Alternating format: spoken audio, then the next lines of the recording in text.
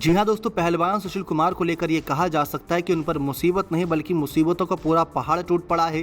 क्योंकि जहाँ एक तरफ वो जेल की सलाखों के पीछे बंद हैं, तो दूसरी तरफ लगातार वो पुलिस से बचकर भी भाग रहे थे, जिसकी वजह से अपने परिवार वालों से टेलीग्राम और बाकी चीज़ों के जरिए ज़रूर संपर्क में थे, लेकिन मिले उनको काफ़ी लंबा समय हो चुका है। और आखिरी बात दोस्तों उनकी टेलीफोन के जरिए बीते गुरुवार को हुई थी, जहाँ पर जेल के नियम ये हैं कि कोरोना काल में कोई भी शख्स अपने परिवार वालों से नहीं मिल सकता, क्योंकि अगर मिलता है तो ऐसे में मेडिकल जांच होना काफ़ी अहम है, जहां पर कोविड टेस्ट जैसी चीज़ें होती हैं।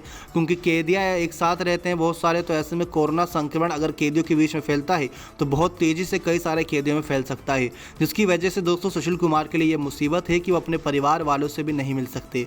और अपनी पत्नी सावी, जिनसे वो शादी के पहले कभी बातचीत नहीं किए थे, शादी से पहले कभी मिले नहीं थे, और अपने गुरु सतपाल के कहने पर उनसे शादी कर ली थी। लेकिन दोस्तों अब एक ऐसा वक्त है कि उनको मिले हुए भी महीने से लंबा वर्षा बीत चुका है, और कहीं ना कहीं उनकी पत्नियां भी उनकी राहें बिछाए इस इंतज़ार में होगी कि आज नहीं तो कल कोर्ट कोई उनका लेकर ऐसा फैसला सुनाए जिसमें उनको बेगुनाह साबित दे दिया जाए।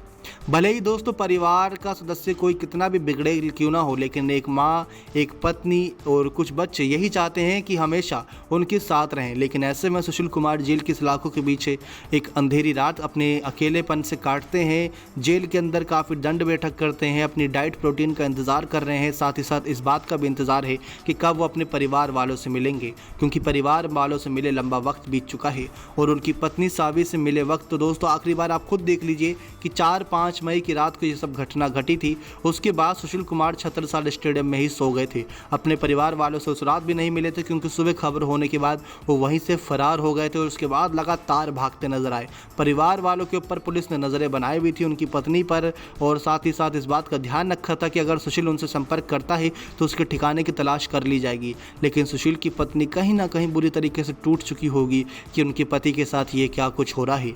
अब ऐसे में गुरु ने हर जंग में उनका साथ दिया। जब जब सुशील कुमार ने हार मानी, कंधे पर गुरु का हाथ जरूर था सतपाल सिंह का कि हार मत मानो, इस जंग को भी तुम आसानी से जीत लोगे।